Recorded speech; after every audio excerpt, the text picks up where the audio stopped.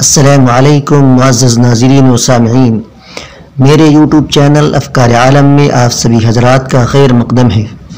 اس سے پہلے کہ میں اپنے عنوان کی طرف آؤں، آپ کو بتلا دوں کہ اگر آپ نے ابھی تک میرے چینل افکار عالم کو سبسکرائب نہیں کیا ہے تو پلیز کالے بٹن کو دبا کر سبسکرائب کر لیجئے اور گھنٹی کے بٹن کو بھی دبا لیجئے تاکہ ہماری ہر آنے والی ویڈیو کا نوٹیفیکیشن آپ حضرات تک پہنچ جائے۔ چلیے آج کا عنوان شروع کرتے ہیں۔ ٹوٹے ہوئے شیشے میں چہرہ دیکھنا کیسا ہے؟ سوال ہے کہ ٹوٹے ہوئے شیشے میں چہرہ دیکھ سکتے ہیں یا نہیں؟ جواب ملاحظہ کیجیے۔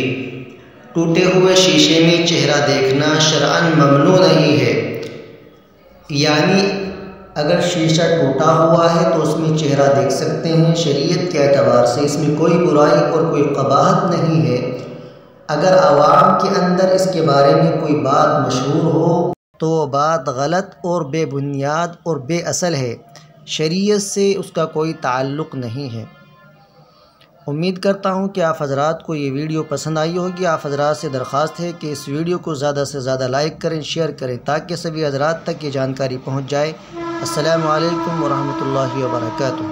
تو بات غلط اور بے بنیاد اور بے اصل ہے، شریعت سے اس کا کوئی تعلق نہیں ہے۔